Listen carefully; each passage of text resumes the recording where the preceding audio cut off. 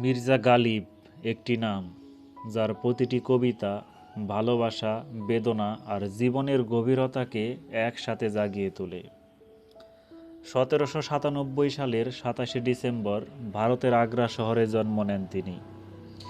মির্জা আসাদুল্লাহ বেগ খান গালিব, সবাই তাকে মির্জা গালিব নামেই চেনেন, যিনি আজও উর্দু ও ফার্সি কবিতার আকাশে এক উজ্জ্বল নক্ষত্র। শৈশবেই বাবাকে হারান গালিব, তবে ছোটবেলা থেকেই তার মেধা ছিল অত্যন্ত প্রখর। ফার্সি, আরবি আর সাহিত্য চর্চার মাধ্যমেই তিনি খুঁজে পান তার নতুন পৃথিবী।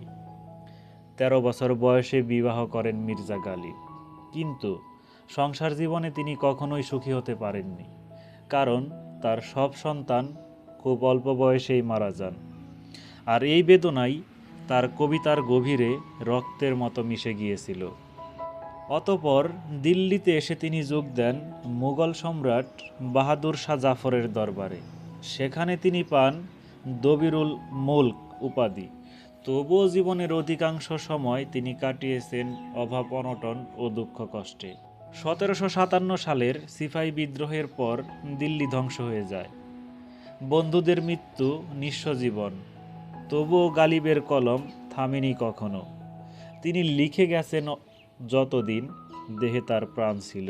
15 ফেব্রুয়ারি 1869 সালে দিল্লিতে নিঃশব্দে মৃত্যুবরণ করেন এই মহাকবি।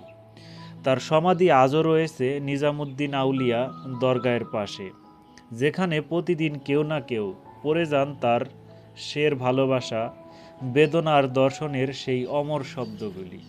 গালিব শুধু একজন কবি নন, তিনি এমন একজন আত্মা যিনি নিজের কবিতায় চিরকাল বেঁচে আছেন।